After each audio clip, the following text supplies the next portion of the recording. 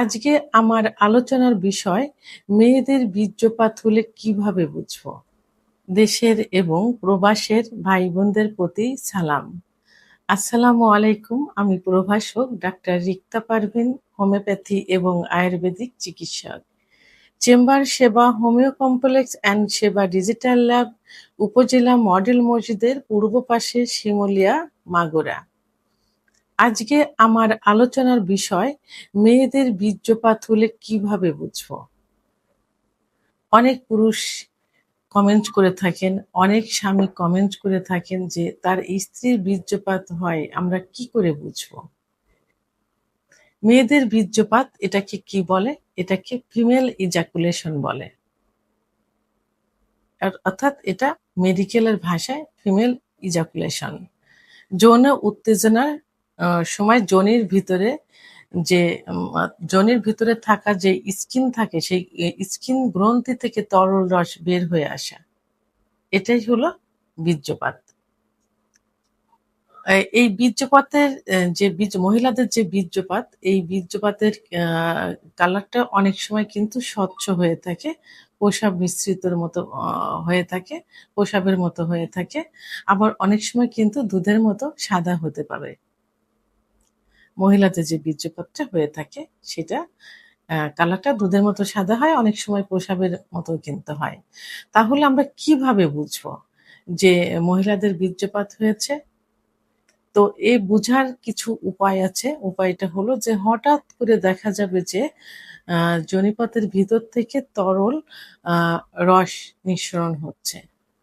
এই রসটা অনেকটা দেখা যায় যে দুধের মতো সাদা, ঘন যে দুধ থাকে দুধের মতো সাদা। আবার অনেকটা দেখা যায় যে প্রসাবের মতো স্বচ্ছ। অনেক সময় ছিটকে যেয়ে কিন্তু এটা পড়ে। অর্থাৎ প্রসাব যেভাবে হয় এভাবে ছিটকে যেও কিন্তু অনেক সময় পড়তে পারে। এবং পরিমাণে কমও হতে পারে, বেশিও হতে পারে। গন্ধ এবং রং এর এর গন্ধ কিন্তু সেভাবে থাকে না। অর্থাৎ প্রসাবের মতো ঝাঁঝালো কোনো গন্ধ থাকে না। এর কালারটা দুধের মতো বা স্বচ্ছ, দুধের মতো হয়, আবার অনেক সময় স্বচ্ছ হয়। আর এর অনুভূতিটা কিরকম হয়? অর্গাজমের সময় বোঝা যায় যে মেয়েদের যখন বীর্যপাত হবে তখন বোঝা যায় যে এরা চরম সুখ অনুভব করছে, অর্থাৎ অর্গাজম অর্থাৎ চরম সুখ অনুভব করে। কেউ দেখা যায় যে বেডে একদম নিস্তেজ হয়ে ক্লান্ত হয়ে পড়ে থাকে। আবার কেউ বিভিন্ন অ ভঙ্গি দেখায়, তার পার্টনার স্বামীকে জড়িয়ে ধরে। অনেক সময় দেখা যায় যে হাতে মুখে কিন্তু কামড় মেরে দেয়। আবার অনেক সময় উচ্চ স্বরে কিন্তু উহা শব্দ কিন্তু করতে থাকে। এগুলো থেকে কনফার্ম হওয়া যায় যে আ তার ওয়াইফের বীর্যপাত হয়েছে। অর্থাৎ এটি কি সবার ক্ষেত্রে হয়? অনেকের কিন্তু প্রশ্ন থাকে যে এটা কি সবার ক্ষেত্রে হয়ে থাকে? আসলে এটি সবার ক্ষেত্রে হয় না। শতকরা দেখা যায় যে ১০ থেকে ১৫ জনের মধ্যে এটি হয়ে থাকে। কারণ মহিলাদের সেক্স কিন্তু লুকায়িত থাকে। তাদের সেক্স উত্তেজনা ওঠাতে সময় লাগে। কোনো মেয়েদের দেখা যায় যে ১০ থেকে ১৫ মিনিট সময় লাগে, কোনো মেয়েদের ৩০ থেকে ৩৫ মিনিটও সময় লেগে থাকে।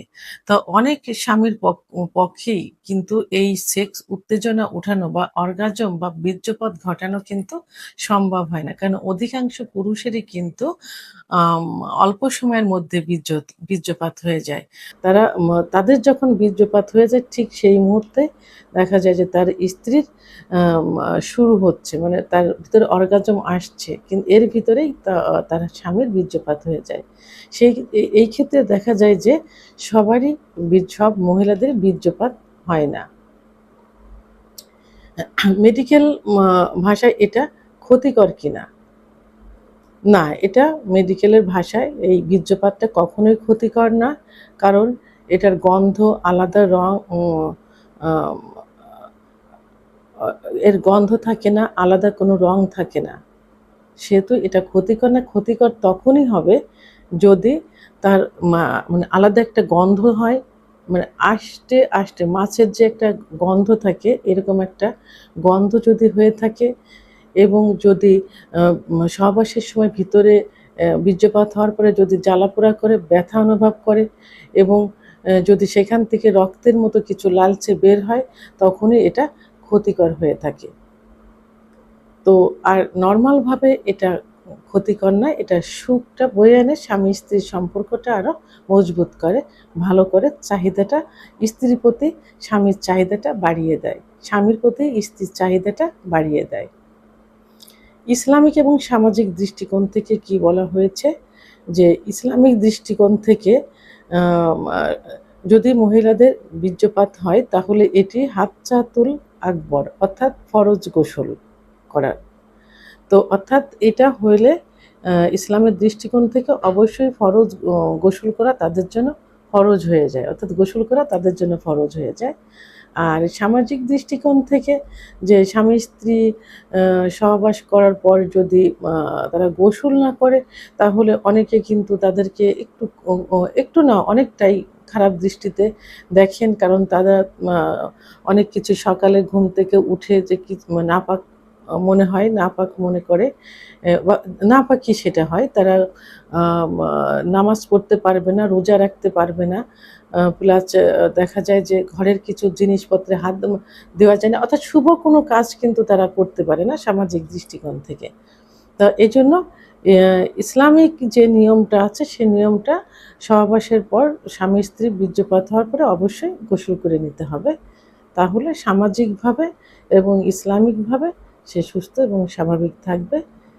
তো এখন সর্বশেষ একটা কথাই বলবো, যে মেয়েদেরও কিন্তু বীর্যপাত হয়, এটা অনেকে বুঝতে চায় না, বুঝতে পারে না, এবং এটাই কিন্তু চরম সুখ কিন্তু। আর এই সুখটা সব পুরুষে দিতে পারে না, কিছু কিছু পুরুষ এই সুখটা দিতে পারে যারা দীর্ঘ সময় সহবাসে লিপ্ত থাকতে পারে। আর এই বীর্যপাত ঘটানোর জন্যই কিন্তু মেয়েরা দীর্ঘ সময় সহবাস করাকে পছন্দ করে, দীর্ঘ সময় ফোরপ্লে সহ দীর্ঘ সময় সহবাস, কারণ দীর্ঘ সময় সহবাস করলেই সেই মহিলাকে বীর্যপাত ঘটানো সম্ভব হয়, এবং তখনই স্বামী স্ত্রীর সম্পর্কটা মধুর হয়, এবং সে মেয়েটা তার স্বামীর কি থাকে বাধ্য থাকে, কারণ মেয়েরা টাকা পয়সা বাড়ি গাড়ি কিন্তু চায় না, চায় স্বামীর ভালোবাসা। ভিডিওটি সম্পর্কে যদি কোনো মতামত থেকে থাকে অবশ্যই কমেন্টের মাধ্যমে জানাবেন, আর ভিডিওটি ভালো লাগলে লাইক কমেন্ট সাবস্ক্রাইব করে আমার সঙ্গে থাকুন। আল্লাহ হাফেজ।